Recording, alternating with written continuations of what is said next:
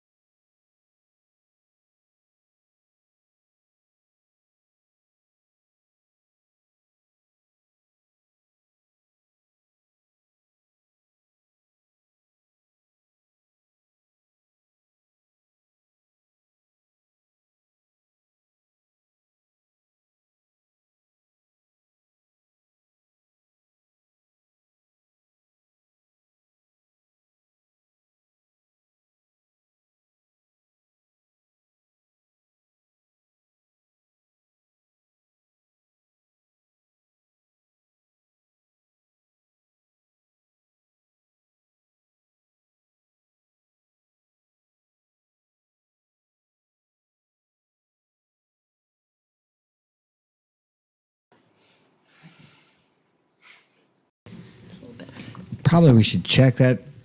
We're on now? Yeah. So do we need to... We've been having some sound... Sure. Can you guys hear us? We've been having some sound difficulties. So we started, and I don't think you could hear us. Someone informed us.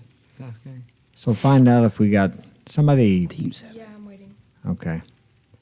Do we have sound?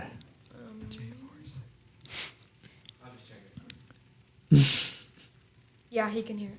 We're all right now? Okay. I guess we need to start over if they didn't hear anything we said.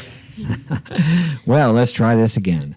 Welcome to another edition of Mark's Inspiration and Power is Within podcast. And we have Paulina, Claude, Bradenly, Darian, and Henry. Glad you could join us here tonight. And we are talking about truth is stranger than fiction. We're starting out with out-of-body experiences. We have a couple of people here who have experienced that, and we're going to start from there and then talk about these things that people don't understand. They're actually ineffable. They're hard to describe. Some people discount them as nothing, as the experience of many people have had when they've died and left their body, and then they've came back. So these things are real as gravity. Most of you can't see gravity. You can't explain it. Well, most of us, nobody can see gravity. We see the effects of gravity. Electricity. We see the effects of electricity, but few of us understand it really, what it is. But yet we believe in it, and we use it every day. These other things that happen that are unexplainable today may be explainable in 50 or 100 years or 200 years. But yet many people discount them because of fear, I suppose, or they just don't understand or can't explain it. Many things we do today we couldn't explain before.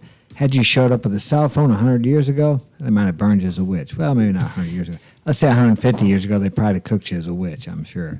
But today, we take it for granted. We don't think anything of it. So we're going to start off tonight with Darian. He had an experience he's going to share with us.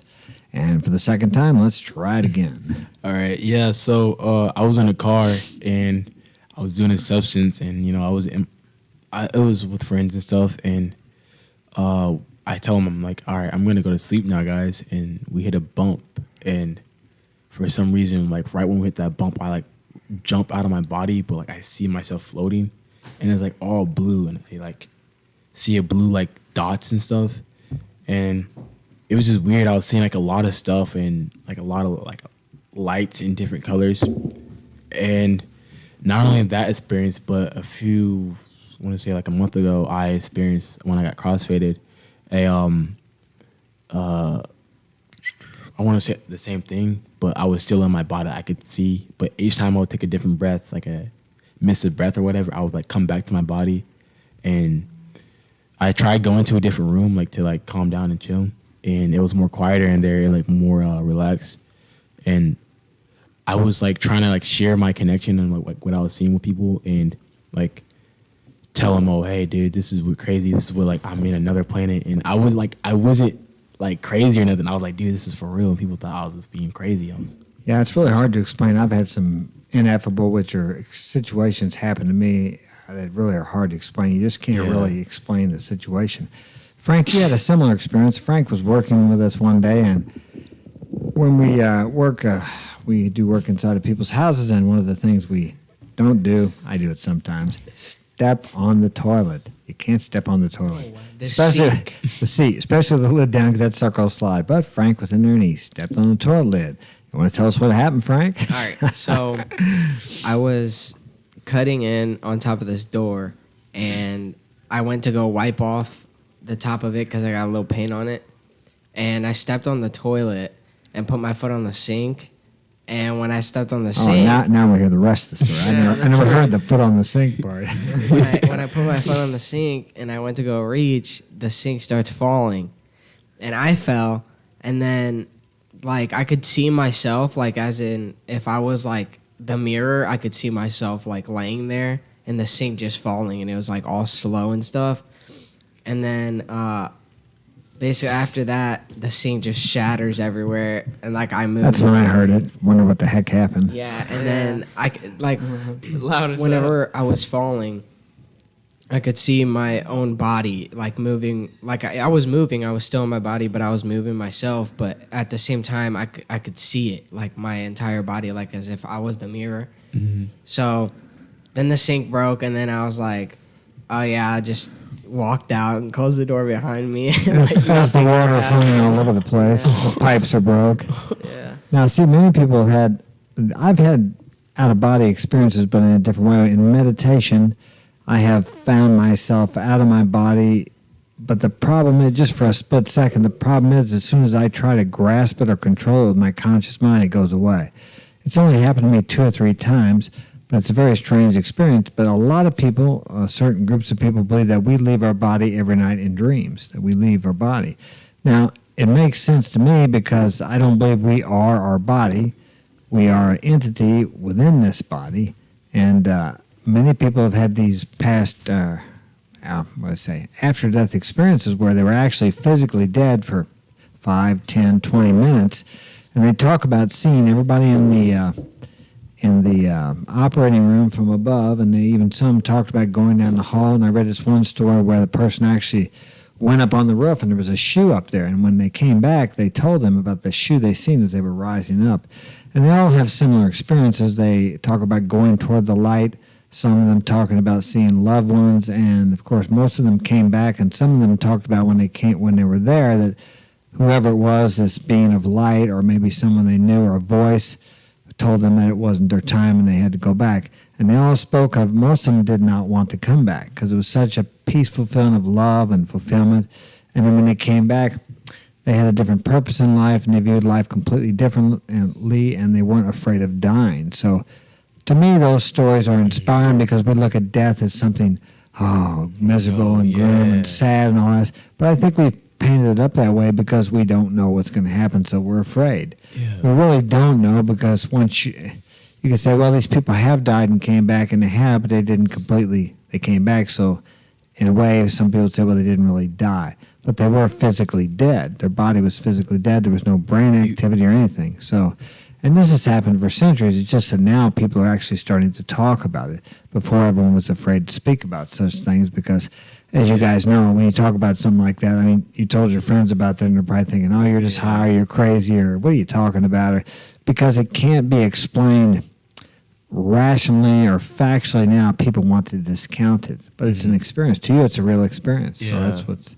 Like, when you said about your time or whatever, I was having like a question because I don't really like know about it, but what if when you die or something, like it's your actual time, like you kind of like a good deed, kind of like you did something, or you did your lifetime, like you did your... You fulfilled your purpose. Yeah, you did what you're supposed to do here. Yeah. I mean, I suppose you don't come back. I'm just saying, like, See, that's how... therein lies the mystery. Still, life is so much of a mystery because things happen.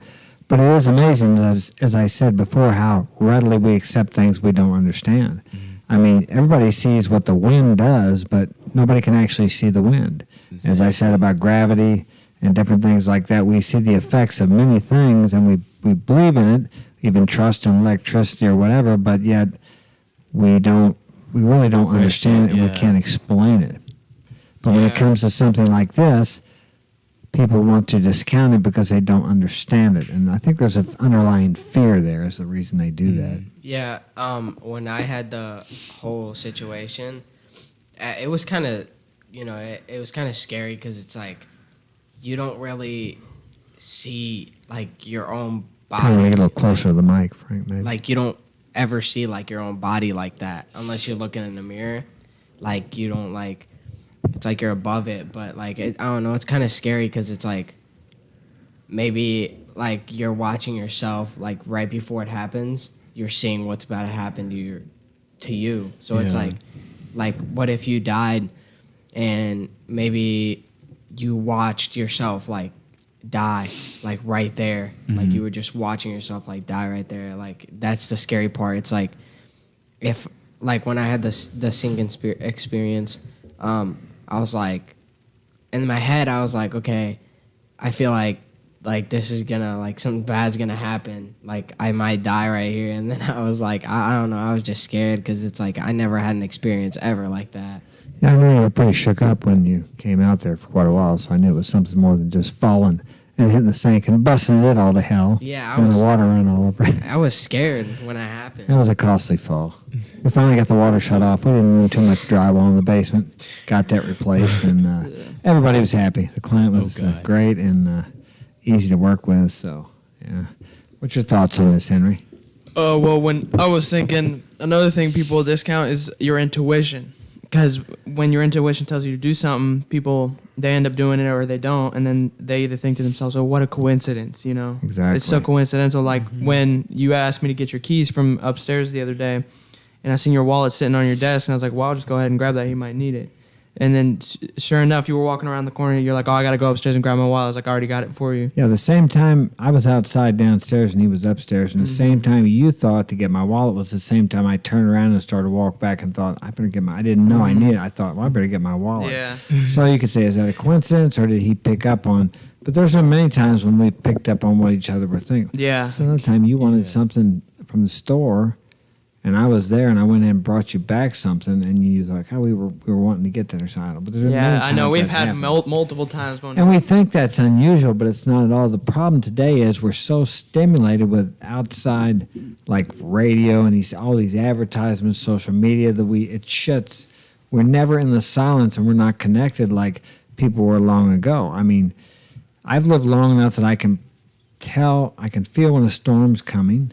It's almost like you can just feel it, but that's really not unusual. I can tell you what time it is, all these things. Without but looking at a watch. yeah, I can wake up without an alarm clock. I just decide what time I want to wake up and I get up now. Same. Yeah, I remember It's I weird. used to ask you like what the time was, and you'd be like, "Oh, it's probably this time," and I'd go look, and then And it it would would. be either Yeah. around that time or it would be exactly that time. Yeah, and that could just be from experience in life, or I don't know. I think we all have the ability to do that.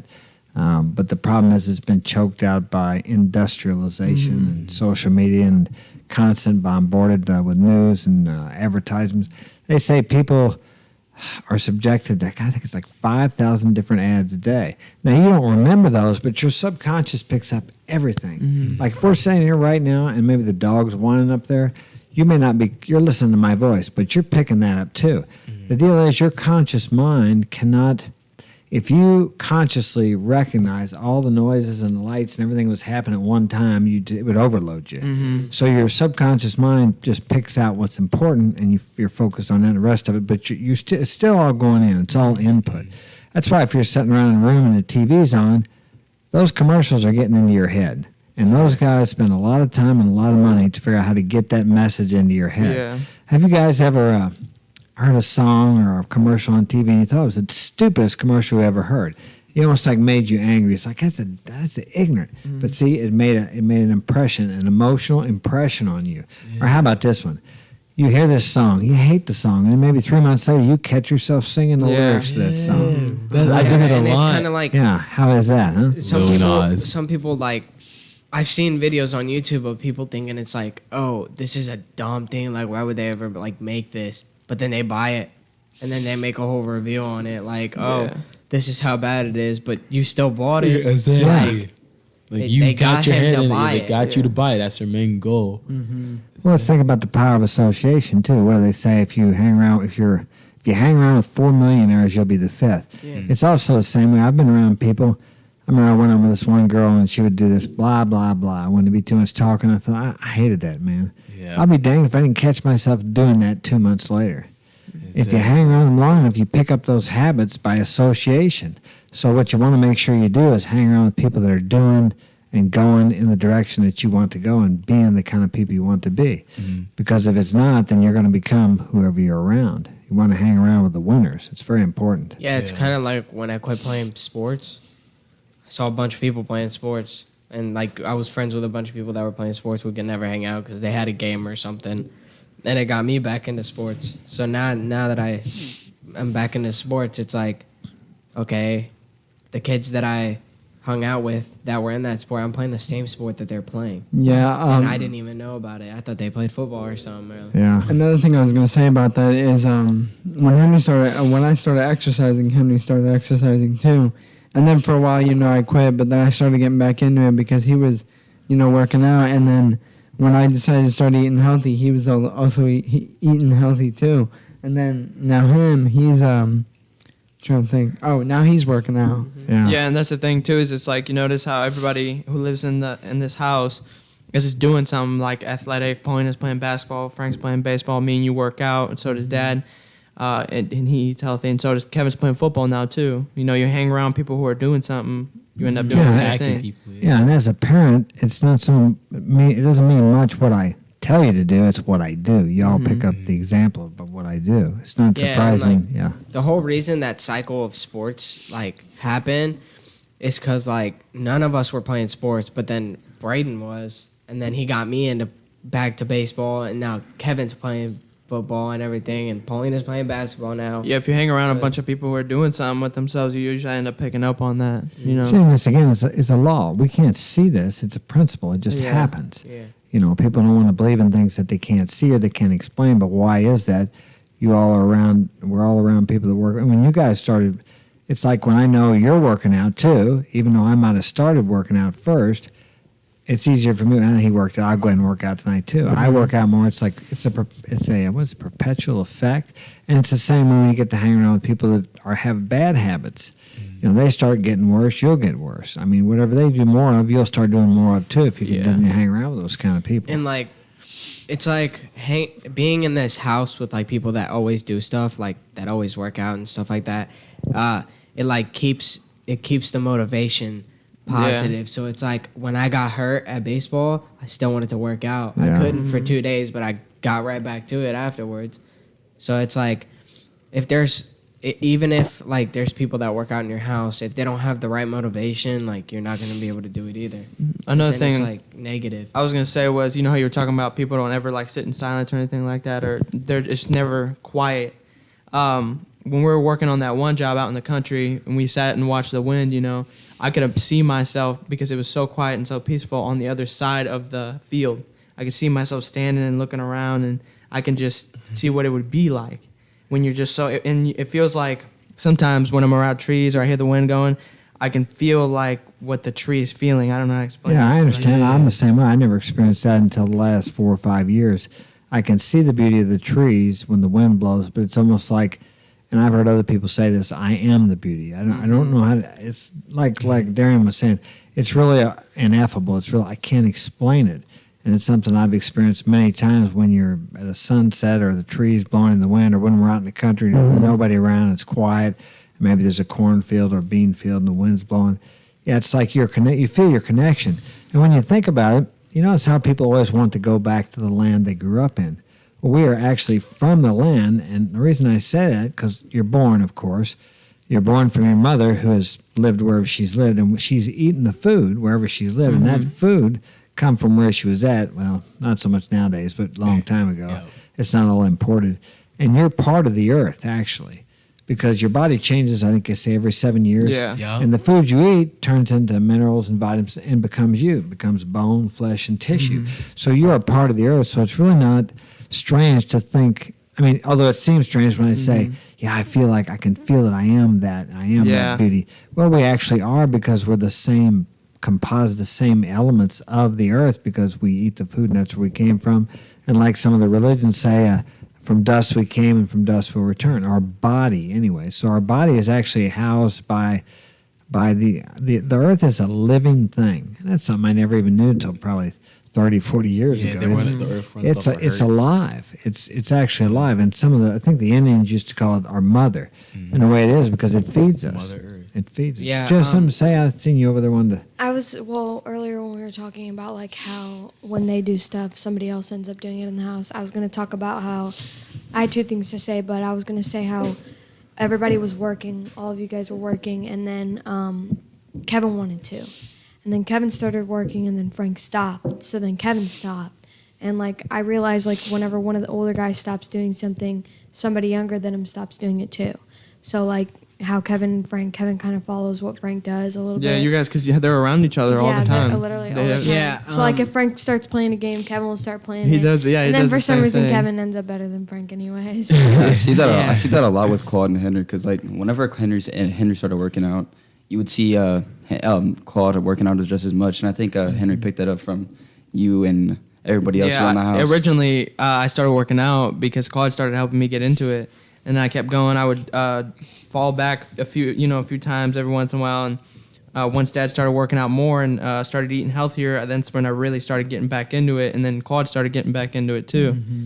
So There is one thing that I wanted to say. It's kind of like a little bit off topic, but me and my friend were talking last night, and we were talking about how like, you know, you like predict things in games or something, or like predict it before it happens. He was asking me like, how do you think that works? Like, what makes you want to predict that thing and like not overthink it and just stick with that answer? it's your intuition is what it is. Yup. Yeah, because he was like, so we were playing a game last night, and there was You just know, it's like you know what's going to happen there before it was so happens. confident there was this about it. one guy left, and we are like, oh, this person's gonna do that, and then he's gonna die, and it happened, and Yeah. like we didn't overthink it. We just said it once, and it happened. But what the Well, problem? go ahead. And the problem is, it's like when people get intuition, they let the logical part of themselves take over, and it blocks out. Yeah, the intuition. thinking, Yeah. conscious mind. You start thinking, how can that's where we mess up on our intuition. And I've done it myself. I'll be walking out the door in the morning, and I think this pops into my head. You better take your sprayer, and then I think. There's no reason I'm going to need it. I think about all the things I'm going to do that day. I don't need it. So I don't take it, and something strange happens, and I need the sprayer. Excuse me. But I've learned to listen to that, and there have been times when I had an intuitive thought and I grabbed something and I didn't need it that day. But most of Yeah. the time, if I ignore that thought, I usually regret it.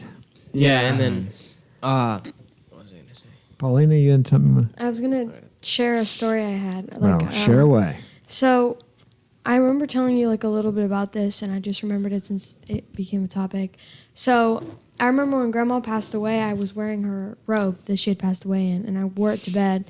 And it was when I had a room upstairs.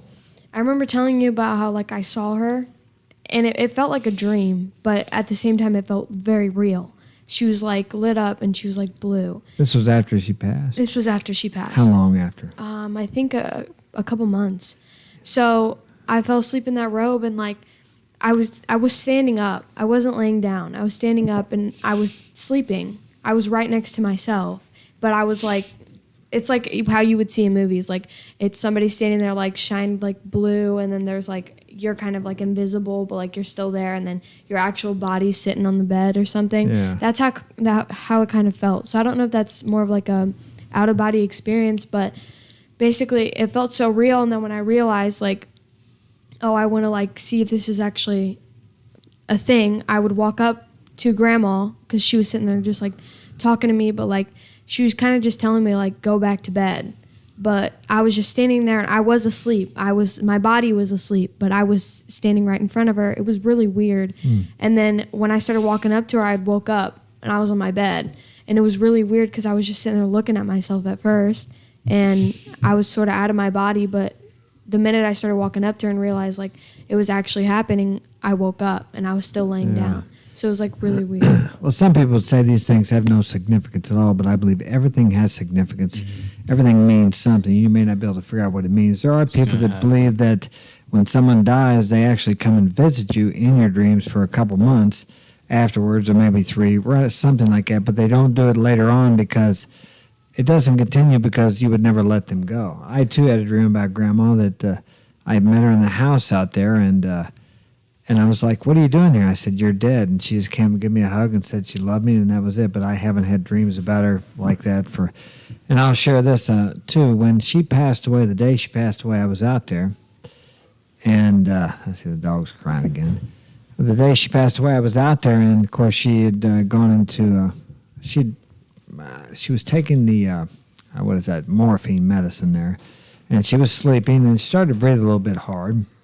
So I called the nurse, said, well, put the oxygen on her, and said that could last for several days. Or a friend of mine, Punk, Charlie, he lasted several days like that, breathing, slowed down to where he didn't breathe anymore. He finally passed. So I put it on, and then I went outside and sat down to read a book. And as soon as I sat down, I felt her, or I don't know, once again, this is hard to explain, I felt her come past me and say goodbye. And I thought, well, I better go check her. And I had just sat down to read it, and I went back in there, and she was gone. Mm-hmm. So she had passed away. So you could say, I don't know what you could call that, but to me, it was like she did leave her body, and she passed by me to say goodbye one more time. Because is it coincidental that I just sat down and read the book? Normally a person would sit down, I probably wouldn't go back. I'd been checking on her. I probably wouldn't go back in there and check on her for maybe 10 minutes or half an hour, 45 minutes. Because there was nothing I could do for her. I'd done took care of her. So my grandma had experienced something like that, but it was, so you heard about cats being spiritual, right? Like they're spiritual animals, and we have like 6 or 7 cats. They're a lot, but my grandma was telling me something about how one of our cats that died. I don't really know her because I wasn't really with her when they had him, but it died, and they're like best. One of them were like best buddies, and when it died, like. She wants to say like 3 minutes after, like the cat saw the body, like the thing leave the body or whatever. I guess like that's what she was using the metaphor as, and the cat started like running after it, like it was acting weird when it died, and it started like running after and chasing it, and then it stopped. And you mean one of the other cats was chasing like trying to like follow where the cat was going, or like it was. So like if a dog was like following a fly. Yeah. Well, see, I believe everything has the spirit of God, if you like to use the word God, the spirit of God in it. I mean, even this table has a consciousness. You know, animals have different personality. Dogs have been known to do some. How in the heck can you take a dog? You could take a dog to California, drop it off in a car, and that sucker can find its way home. Yeah. How do they do that? I mean, I know sometimes Bailey will be sitting up in your room, and I'll be sitting there with her, like I'll be sitting in your chair or something, and you'll be up at like the gas station or something.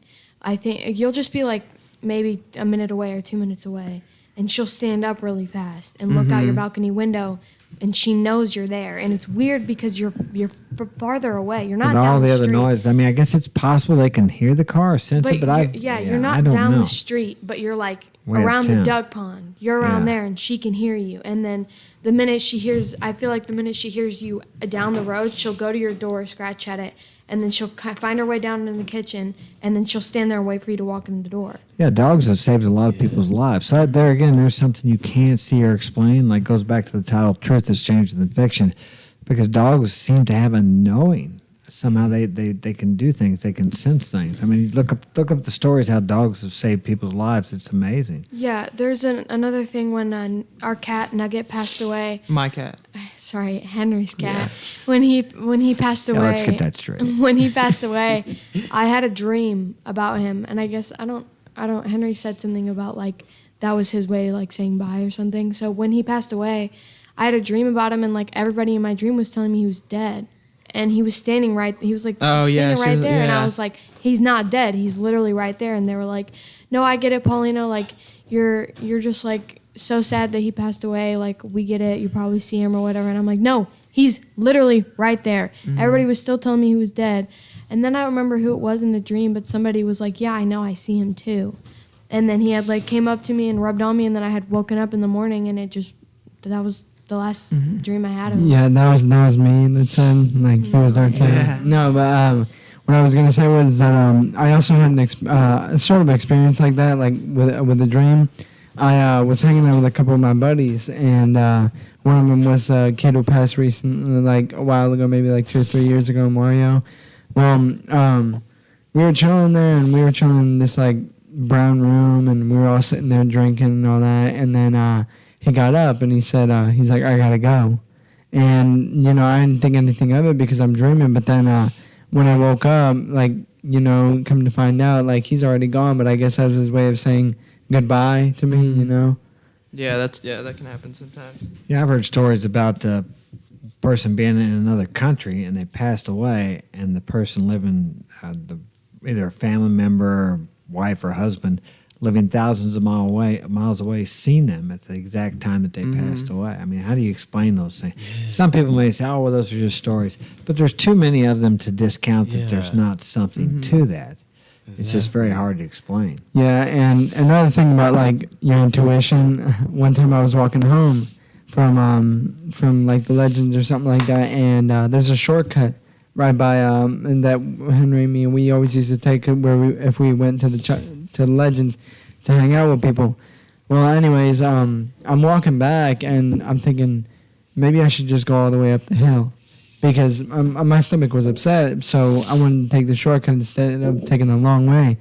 So I was like, instead of going the long way, I was like, oh, I'll be fine. I'll just take the shortcut. I'll be okay. And I should have listened to my intuition because next thing I know, I'm taking the shortcut and I start hearing this chain. And like I started ching, ching, ching. Come to find out it was a big old dog. And I turned around and ran. But like, I knew that like it wasn't safe. Like I knew something was going to happen. Like my intuition was telling me like, just go up the hill, but I didn't. And the thing is that like your intuition isn't like, they say that your intuition isn't something that like yells at you. It's just like a quiet little whisper. Right. It doesn't talk loud to you. So like, do you ever really think you're going to listen to a whisper, or do you think you're going to listen to somebody? Well, especially with all these other outer louder noises that we have today, radios, TVs, social media, phones, and all these advertisements constantly blasting at you 24 hours a day. Even at the gas pump, you got the little news thing that comes on when you're, I mean, you just can't get away from it. So yeah, and it's like whenever, you know, like when I first started playing baseball and stuff, you told me to, you know, sit there and close my eyes and just relax and then think that I'm standing at the plate batting, like by myself. And it's kind of like there's this thing that everybody's doing. It's called the intuition clap. And it's where you just sit there, both people sit there with their eyes closed, and they just sit there and think, oh, like they're going to clap at this time, so I'm going to do it at the same time. And they manage to clap just at the same time. See, and I don't know why we're so amazed with that. We think about, well, like the other day when I was driving, the GPS told me to go a strange way, and I didn't go, see, but so I didn't trust the GPS, so I didn't go that way, and needless to say, there was an accident and a traffic jam. So the GPS was trying to lead me around that. How come we find it so strange to believe that we have an internal GPS that can tell us of dangers and things and directions we need to go? And that's where we talk about goals, goal programming. When you program a goal in your mind, it makes you aware of things pertaining to that goal, which will lead you to bridges of incidences to achieve that goal. Mm-hmm. It's like when a person buys a red car. They don't see a red car anywhere until they buy that red car, and everywhere they see red cars. You don't notice some until we have what is it called? I can't remember the name, but there's a certain part of our brain that can be programmed by putting a goal in there, and that will keep us, it's called a reticular activating system. And once you get something in there, then your brain, you become aware of it. That's why some people become rich and some people are poor, because rich people have a tendency to see the opportunities that the poor people can't see because they have a poverty consciousness. Mm-hmm. They both have the opportunities are always there for all of us. It's just we don't see them. Everything that you ever desired in your life is in front of us, but we can't see it because of our programmed beliefs and the filters that we've been raised up with. What's the...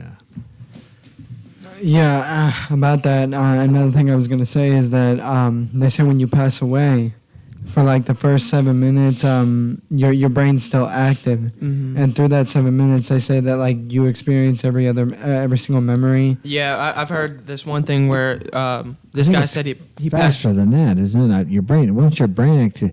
I think it's for 7. Or it's 7. Maybe 7 seconds. I think it was 7 seconds. Yeah. Is it? But I might have been 7 seconds. But there was this one guy who said he passed away, and he had this like panorama of just memories and stuff like that. And in the memories, he could see the way he made people feel from their perspective. The life review. Yeah, and he was explaining about how he, in every single instance, he could feel what it was like to be in that person who he mistreated or he did nice or gave favors to. You know, it's crazy. It's crazy. Yeah, they've talked about that for thousands of years, the life review. And there was a guy that jumped off the bridge. I think you guys told me about that, and he didn't die, but before he hit the water, he had like a life review. Uh-huh. Yeah. What was that? It's like when some people, like, you know, when they commit suicide, right before they hit the water, they instantly regret it. Mm-hmm. Well, we don't know that if they're dead, but I think there's been people who didn't die. And they were trying to kill themselves. I regretted it right before. Before they did. So yeah, because what was I going to say? I think you're talking about the guy who had jumped off the Golden Gate Bridge. Yeah. See, the thing is that a lot of people feel like, they feel like they have no purpose in this world or anything like that. But the thing is that the minute you're on that bridge and you let go, the reason he regretted it is because we're all on this earth for a reason, and you have to serve your purpose. Even if you don't feel like you're serving a purpose, you are. If your purpose is passing away, if it's passing away, then it's because people are supposed to feel a certain way about you. You know what I mean? Yeah, another thing too is it's like, let's say, I don't know, someone dies because they overdose on drugs. Well, you never know. The fact that they died could have saved like 10, 13 other people or, more. Everybody serves a greater purpose. Yeah, we can't see the big picture. That's just that we are very limited with our five senses. And whenever we trust the five senses, I mean, even as the carpenter said thousands of years ago, what is seen is transitory and what is unseen is eternal. Mm-hmm. Everything you see here will pass away, but your thoughts and the ideas will never pass away. They live forever. But these material things, they crumble and they fall down, they rot away. Yeah, another thing I wanted to bring up, like another type of topic, I guess you could say, is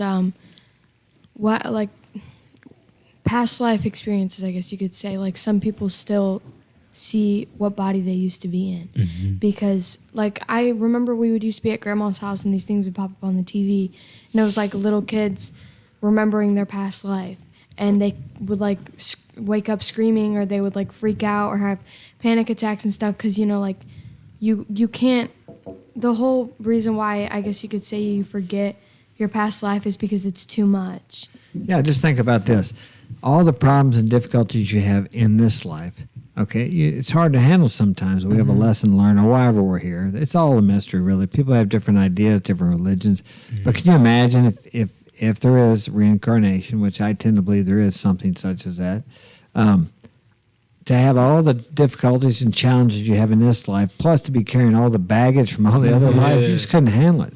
Yeah. I mean, it would be too much. And as you said, and I've watched documentaries on that too, they really struggle with these memories from the past life and then trying to live this life too. It's really hard for them until they can go back, some of them, and try and figure out what's going on and put that past life to rest by dealing with it and find out why they're having that. Yeah, I wanted to ask you guys what your opinion was on this. So I watched this video, and this guy said that like when you're first born, you know how you come out crying? Yeah. It's because you don't remember anything the from past past life. You're free. Okay, so like the whole, it's like I don't remember what it's called, but basically he was explaining to his friend that when you pass away, the reason why you come out crying when you're a baby is because you're forgetting all the memories that you had, and then whenever you pass away, whenever they say you see the light, it's the hospital lights when you're being reborn.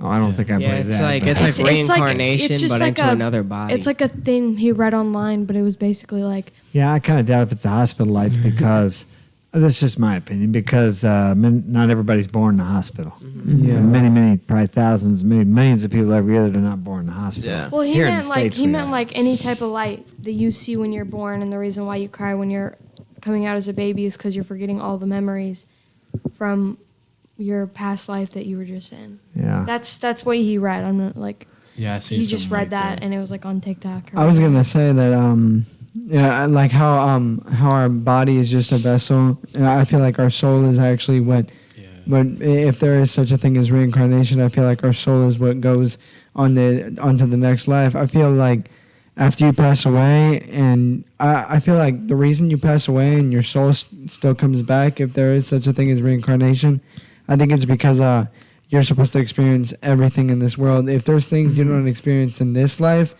you have to experience them in the next life or the next life. Like, I've never been a lion. Maybe I have in my past life, but if you believe in reincarnation, then you'll probably reincarnate as a lion and experience how a lion. Your soul is always evolving, I believe, into growing and expanding. Yeah. Like levels type of thing. That's Like, Diamond's ugly ass. I had a Shut Diamond up. I don't know why, Got a but dog problem here again. I have these dreams like last week and I think 4 months ago during baseball season, during July-ish. Me and my buddy were coming home from baseball, and his name was Matthew, and it was like a doomsday dream. Like people were getting invaded by China and stuff. And when I had that dream, it felt like I was in the daytime, but the sun was orange, and it was like 12 a.m. And I was just like, it was like a normal. It was weird because it was like normal, like that to people that was normal. But we were walking past the Legends. I was like, "Yo, you good, bro? You good?" He's like, "Yeah, dude. I'm just gonna go home, go to sleep." All right, because we lost. I guess we lost the game, and like right when we were walking past the Legends, we go to his dad's house, and his dad has a new house, and just people start invading us. Like like people start coming from ropes and stuff. Well, actually, no. At first, we were in his house in the basement. And I hear like little noise, like little drone noises, and it was like drones in the air and stuff. And this is when UFOs first came out, and people were talking about this on the news and stuff. And I'm looking out the window like, "Yo, bro, this is weird. There's somebody flying a UFO around your house trying to look at us." So yeah, let's get that thing. Then we look outside. We open the curtains. And there's like 4 of them, and then there's like people coming down on ropes and like trying to invade us or something. It's weird. And Seeing dreams are symbols. That symbolizes something in your life. Doesn't necessarily mean that we're going to be invaded by aliens, but these are dreams are symbols, and it's a message to you somehow. But trying to figure out, that's why it's important to write them down. Yeah. And ask your higher self what this means and what significance it is in your life. And you may not be able to figure it out right away, but if you think about it and just let it go, something may happen to you in the future or down the road, and then it'll make sense to you what that symbolized. Dreams are symbols. Him speaking about dreams and stuff like that. I remember when I was younger, this used to happen to me a lot when I was younger, but I would have a dream, and then maybe, I don't know, a year or a few weeks later, what happened in my dream would happen in real life. And it was weird because I would get this extreme deja vu. I was like, I could have swore I had a dream about this, or I've been here before. I just couldn't explain it. It was just weird. I've had when I was younger, it used to happen to me a lot more. But when I was younger, I wasn't like, going out and partying and stuff like that. Well, some people believe that there's unlimited number of realities. For example, if you're walking down the road and you decide to go right, there's another one of you somewhere in a different reality that went left. Whenever you make a decision, there's another you somewhere else or another dimensional you that makes the other decision. I mean, it's just there's so much that we don't understand that. I mean, also Henry and I have talked about the holographic universe because so many strange things happen. I can't think of them all now. Just don't. It's coincidental, but is it coincidental? Yeah. I mean, if your thoughts create your reality, and I believe they do, and a lot of people don't want to believe that because then you have to take full responsibility for what's going on in your life. Now, just because you're thinking negative all day, but most people don't think about the same negative thing every day, all day, or the same positive thing every day, all day. So they have a variety of negative experiences, and they would say, well, I never thought about that. No, but they thought about other negative things which brought this. Because it's like I go back to the goals. If you want to have a goal, you got to set a goal, and you got to keep that upper foremost in your mind all the time, and you'll draw that into your life. But what happens is you have to have a strong will to keep it focused on that, because everything out here is trying to draw your attention away from your goal, and that's where your willpower comes in. You have to have a strong will, and you can develop that to keep your mind focused on your goal and your purpose, and everything out there is going to try to pull you away from it. But if you do that day after day, just like going to the gym, I mean, you can't go there and work out one day, oh, my muscles are big. No, it takes months. And it's the same way with goals, visualization, and affirmation. You have to stay focused on it. I mean, I've got pulled away from mine many times in my life. But if you stay focused on your goal, whatever it happens to be. You want to be successful, whatever that means to you, then you can be that. You just have to be persistent and keep your mind on the success. And even when things look like they're going bad or like not your way, everything is working to get you to where you need to go. And a lot of times that just means character building. Because let's say, Darian, you want to be a rock star, okay? And you got to be a rock star in a month from now. Well, can you imagine the stress? How would how are you going to, you're not going to have the character to handle the stress of the publicity, the people. You'll probably destroy yourself because it's just too much. But if it happens over a period of time, you go through trials and tribulations and struggles and times when you want to give up, times when you just feel like dying. When you get there, that builds your character. It's amazing how people will accept the fact that you have to build your muscles in the gym and it takes time, but yet they want success overnight. But they don't realize it takes a certain character to be able to handle this type of success. But the only way to build character is to go through difficult situations. And most people, especially here in the U.S., want to seek the easier, softer way, the most comfortable way. You have to put yourself in situations that are uncomfortable. I think Henry and I both started taking cold showers here a while back. We have an audio problem, or what's the issue here? We're not on camera? I hope it hasn't been going on for long. I'm sitting here talking in the dark. No, I just got sent a video of all of us. It was fine. It's fine? It looked fine. I can look right now. I'm not You need to stay on this. Like, you need to stay on this, Frank, if you're just going to be walking around. Yeah, we're going to have to. You can speak from there. Just stay there. Are we on the screen? If it's working, Yeah, we're good. We're fine. It's just working, but okay. Where were we? I forgot. We were talking about goals and setting different things. But that's the only difference between someone you see that's successful is they've been able to focus their mind on one thing. And no matter what happens, I mean, many very successful people, financial millionaires, have been bankrupt several times. But they believed they could get there and they didn't give up. Is where a lot of people just give up. Persistence is all powerful when it comes to achieving your goals. And then there again, you need to be around people that are going to encourage you, not people, that coach is a jerk, just quit. You're going to run into jerks. I mean, I watched this guy today and he recommended this movie. I wish I could think what it was. But football one? This guy, he wanted to play music, and this director just calls him dirtbag and just beat, but the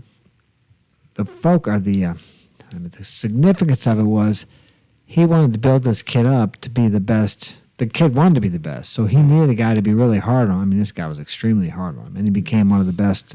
He's a violin player or something, but many times we want to be the best, but do we want to pay the price? We see these people are successful, and we see the success, and we think, oh, he's so lucky, or oh, yeah, he got that overnight. You don't see the trials and the tribulations these people went through willingly to get to where they went, We're where they're having at. technical difficulties. Still, what's up now? What is the problem? The screen is frozen, but they can hear everything. Well, I'm sorry, folks. What do we got there, Frank? That's why we need to set it up before. You sure? Check the screen again. How long has it been? It was Probably going the whole on. time. Not the whole entire time, but Well, I wonder why it started. You got that fixed, or what's going on, Frank? I guarantee I probably look like this. was it when my face was like this? Are we going now? nope. The screen's black. Yeah, because I just fixed it. It's fixed. It's fixed. It's just delayed on the stream. Hold on. Oh yeah. There's usually Yeah. a I'm delay asking during from that. another person's Okay. view. Well, why Be don't you patient. just go on the YouTube? Okay, it's good. It's good. Yeah. What do you know? What the problem was, Frank? What's causing that, or do we have that taken care of? I think it's just YouTube. Okay, we can just. It could just be YouTube. Yeah. It's possible probably because you didn't do anything. So, okay. Anyway, back to the. Anybody have anything to say about what I was talking about? or Yeah. So you know, any you questions? You said something about you. I don't want to say who you become, who you hang with, you become. You become part of what Yeah. you are around. But also, you said something about seeing like your goals. I done forgot what you said about Visualizing your it. goals. Visualizing. Yeah. Yeah. So I was gonna say this. Like, you can also visualize yourself around people. Like how you thinking what you're acting like or whatever. Like, say, oh, I feel weird. I'm gonna act weird around this person. I don't I don't know, you think negative or whatever. Okay, you mean like you're thinking about going to, let's say, a party or a social event, and you see yourself there, not knowing, I don't know who to talk to. If you do that, there's a good chance that's how it's going to happen. Yeah, kind of. So what you want to do before anything, or like I said, when they teach us in sales, you want to see yourself making the sale, the guy shaking your hand and thanking you. In the same situation in social events, you want to see yourself there, people talking to you, you talking to people saying they're glad to see you. But it's so easy, and most people do. It takes no effort to see the negative, okay? But it takes effort to focus on a positive outcome of what you want. And I used to use it in sports when I box. It works like magic. I would see myself I feel myself, you feel it too. You use all your senses. I would feel myself climbing in the ring. I'd see the ring girl walking by. They were always hot. And I would take off my robe and then put my mouthpiece, the coach would put my mouthpiece in, and we'd go out and we'd look at each other. The whole thing, the bell would ring, I'd go through every round in my mind. And then when I'd have the fight, I'd win. I mean, that's the way. It doesn't go exactly like the first time I did that.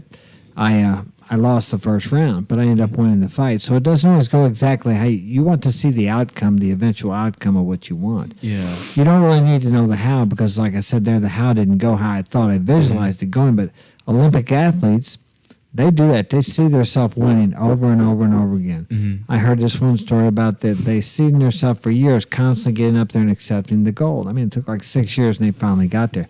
What happens is most people give up too soon. I don't know what they're dying about. They're sitting there laughing. We're having a laughing fit here. Sorry. You can continue. My coach, he was telling me something about that because he also did it with basketball, free throws. Like when you spin the ball, like he'll spin the ball. We had a game every Friday. We would when I was young in 8th grade, we would have a free throw contest, and he would spin the ball, and the 9th graders got to know his secret of how he makes all the basketballs and stuff. He'll spin it and look at himself, look kind of like astro projecting, look at itself, just making it literally what you were just talking about. Yeah. Visualizes And he'll just make it. Yeah, it's just weird how that happens. Now, I've done that too, but they say it's better if you see it as if you're doing it. You think from. You actually see you're there shooting. You see the ball going out of your hands instead of seeing back like it's a movie you're watching. Okay, yeah, that makes sense. And you actually feel the ball in your hands. You shoot it. You watch the ball. You hear it go through the net. Whoosh, or however, or hits the backboard. However, you want to put every sensory detail in there that you can get, and you do this over and over and over again. And it programs your subconscious mind, and in a way you don't understand, it will make that come to pass. There's a guy that talks about that. His name is Jim, or I forgot his name. It's an old book. I don't think a lot of people heard of it. You probably know it, but he talks about manifesting and stuff like that. Oh, you're probably talking about. I can't think of his name either. But you know what I'm talking about, right? Yeah. Yeah. Yeah, well, that's part of the law of attraction. But then there is action. A lot of people believe you can just sit there and think about something and it'll come. And that's possible, but if you get intuitive guidance or you have an urge to take an action, you need to take that action, even if it doesn't seem to be connected with your goal. Even if you can't explain it, whether it's to pick up the phone and call someone. I talk about that in the second book I wrote. This guy decides he wants to be did you want to? I was going to say, what about that one time you were traveling and I don't know what it was, your flight got delayed or something like that, and you went to this one spot. Yeah. That's a good story. I'll tell that story. Well, I was traveling back from Colombia, and we come through Florida. We were supposed to connect in Atlanta, Georgia. Too close? I got my feet are caught in the wires. I'm wrapped up in the wires. Okay, how's that? I'm too close? All right. So we're coming back, and we got delayed. There was a storm in Atlanta. So we're flying around Atlanta.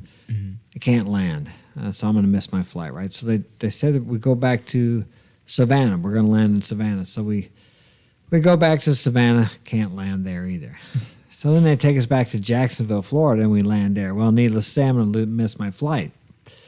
So we get back, get in the airport, we land, get in the airport, and it's late, it's cold in them suckers, and we can't get out till the next morning. So I got to try to make a place to sleep. So I did.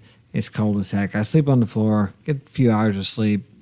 I don't know why they don't rent cots there. Yeah. And so I had to go to the other end of the airport to get to connect my flight. So I'm going down that way, and everything's closed. And there was a coffee shop open down there, so I stopped there and had a coffee and some crap junk food because they don't have anything healthy there. Yeah. And I eat that, and I finish, and well, I'm going to go on down to the my connection. It's way down through the dark alley. I start to get down there. It's cold down there again. I thought, you know what? I'm going to go back to the coffee shop and wait there for a while, and because it wasn't time yet, and I wasn't going to sit there and freeze.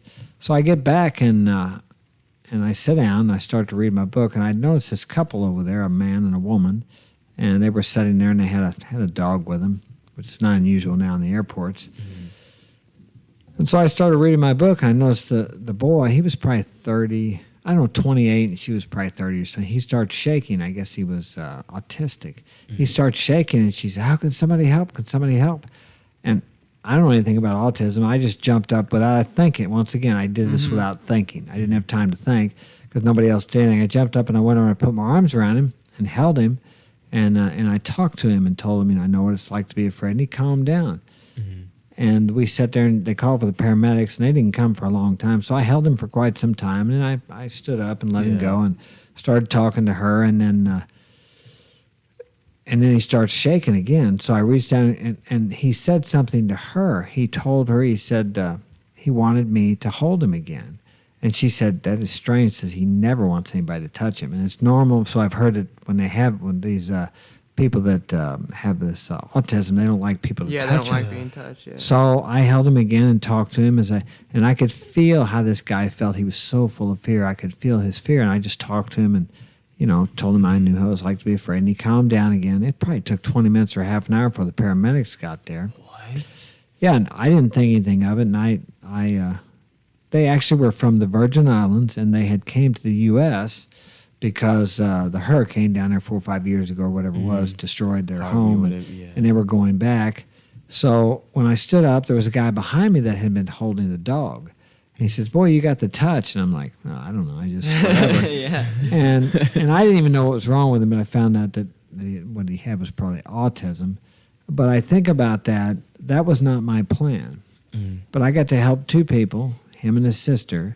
I'll never see him again, but I was put right in the place at the right time to be there to help this guy. He may have went into a seizure. I've heard that happens to people that are autistic, but I was able to hold him and for some reason connect with him in a way that no one else could. So is that a coincidence? I was the right person in the right place here, the delay in Atlanta, the delay in Savannah, and then in Jacksonville, and I'm right at the right place at the right time. Yeah. I didn't plan that. I didn't plan on being there, and I don't know why I got up and hugged him. I didn't know. Yeah. I had no idea. Yeah. So I mean, it's really strange. So that shows me that there's a power greater than myself. There's a part of me or higher self, God, whatever that need. If I just allow it, will put me in the right place at the right time. And when I got on my connecting flight to go home, and I mean, I'd been up half the night, and delays in the airport, it really stresses you out. And I was talking to this guy about how we got delayed across the aisle there, and he said, boy, you're sure in an awful good mood for all that stuff happening. And I thought, boy, I am. And I thought, why am I in a good mood? Because I got to help somebody. Yeah. See, service for other people and not expecting anything in return really brings a fulfillment to your life you'll never get from any amount of money or any car or anything you achieve in the outer world. Serving other people with no thought of anything coming back to you from that person really brings a lot of joy and fulfillment. I thought, boy, he's right. I didn't see, once again, I wouldn't have noticed how good of a mood I was in had that guy not have pointed it out. But I was. Because before I did that, I was like, oh, man, here I am up all night. I'm missing my flight. I'm late getting back home. It's going to take me a couple of days to get over this because I haven't been sleeping. So, Yeah, I love that story. It's really, it's awesome to hear, It's like it took all that for you to be at the right place at the right time to help him out, And that's what we have to do. We have to go with the flow of life. I know I spent most of my life trying to run my own life. And if you just allow, it's like everything we desire is right in front of us. The problem is we stop it from coming to us because we think we know what's best. Yeah. I'll guarantee you, had I had my way, I would have landed in Atlanta. I would have been home by 10 o'clock instead of 10 o'clock the next morning, which is about what it was, or 4 in the afternoon the next morning, whatever it took to get there. Like what you were talking about kind of reminded me of when I was out in the park and I met you and stuff. And I didn't know you. I didn't know anything about you. And then we connected in ways I don't want to say nobody else nose about. But you be listening to this. Yeah, It took, I don't know, when we first met each other, I didn't know how to feel about you. I was he's all enthusiastic. Yeah. He's very outgoing, and I'm not that type of person. I'm kind of like the opposite. And then when we first met, and then we actually started talking. It turned out that you're into kind of some of the same stuff that I'm into, so that's pretty cool. See, people are drawn to people like themselves. You know, we don't attract to ourselves so much what we want as we attract to ourselves what we are. Yeah. There's a vibration, a resonance. Everything is vibration. Like this table, it appears to be solid to us, but it's nothing but a bunch of vibrating electrons. The same as we are, and everything is drawn to its own kind, so to speak. In the Bible, it says every living thing loves its own kind. Every man a man like himself. Have you ever seen a wolf allied with a lamb? So it is with men. We are drawn to people like ourselves. That's why I can look at a person. I don't have to know anything about him, but if you show me his friends or her friends, I know what kind of person they are. They're constant friends because they hang around with people that are like themselves. Another thing too, I was gonna say is so we live, where we live, and there's a lot of people that have like rental homes and stuff like that, and sometimes they do drugs and stuff like that, and sometimes when we drive past them, you could see the pain or just by looking at them. I mean, I know you've said multiple times you look at somebody and you're like, oh God, like they look like they're in just constant. You can feel it. Yeah, and agony and pain, and everything like that, and it's like it's almost sad. You feel bad for them because you can just see how they feel, but you don't actually know how they truly feel. It's just. Yeah, well, go ahead. Oh no! When I was young, I for some reason I see I could see like the same thing like when I would see somebody's face, like they're like sad, but sometimes it could be a resting. They call it like a B resting face, like a. Yeah, I know. Yeah. But no, like I could see like now I can't see it really often, but when I was younger, I could just like look up at him and like. Oh, he looks sad. Like looks like he's depressed. But I didn't know what any of that meant, and I wanted to ask people. I was outgoing, asking like, "Are you okay?" And, See, there's what happens though. When you said when you were young. Yeah. Same way here. Before I was 12 or 13, we used to get together, some of us, with this older guy who I don't know. He had some powers or something. I don't know what, but we could actually read each other's minds. He would go in another room with a card, or one of us would. And then I could tell you what it was, a queen of spades or whatever it was. We did that. Now, we weren't right 100% of the time, and I'm talking like probably 70 to 90% of the time we could read each other's minds. And just see, when you're younger, and that was before I started partying and doing drugs, but people would discount that. Oh, that's not true. Or you have certain feelings. They actually say that the kids that are born before they're 4 or 5, before they start getting programmed out of it, some of them see things that we can't see. Yeah. But then parents may say, "Oh, well, you just imagining that." Yeah. They can feel things, they can see things because they haven't been programmed by the world to believe it's not true. We come into this world believing we can do anything, and we can. But because our parents love us and they don't want us to get run over in the street or fall down the stairs, they teach us limitations. Yeah. We're only limited by the limits we set upon ourselves, but we set so many upon ourselves. And then it's like when you finally figure this out, you spend the rest of your life trying to get rid of these old programs. Yeah. But only we can do it. Like nobody can do your push-ups for you. You have to do the work, which is affirmations, visualization, clean out the garbage. You got all this baggage and stuff. If you look in the mirror and you don't like what you see, it's probably because you have a bunch of garbage inside of guilt, shame, anger, remorse, whatever it happens to be. And it's really hard to express, or impossible to express, the power that each of us is born with. We don't have that when we're born. It's just like the carpenter said a long time ago, unless you become his children, because children are not programmed. They still believe they can do anything. Yeah. They climb trees. And it comes like a parent's job is just try to keep them from killing themselves. Exactly. Because they feel unlimited. And they are actually. They can do things, but we limit them. Yeah, that's true. Well, but what if you weren't limited? I wanted to say something about Go ahead. how like our minds connect. I walk in I've known Henry and Claude for pretty much a long time now. I could walk into a room and tell the difference if they're mad or sad. Because I'll walk into Claude's room and I'll see, I can just tell by the expression on his face if he's upset, and then usually I'll conclude to what it's from, either from it's a game or something that happened today. Because I lost my train of thought, but I seen you do Frank over there. Yeah, I've known Frank the longest here, but I could probably tell his emotions more. See, and these things are normal, really. They are. I mean, these are normal attributes that we all have, but we lose them as we grow up because people discount them. We don't really focus on them and give them the credit that they actually deserve. We all have these abilities. And we just don't use them. And if we don't use them, we lose them. We start relying on the alarm clock, the maps, the navigation system. And I know I use the GPS all the time, and it's more difficult for me to find a place now without it because you come to rely upon those things.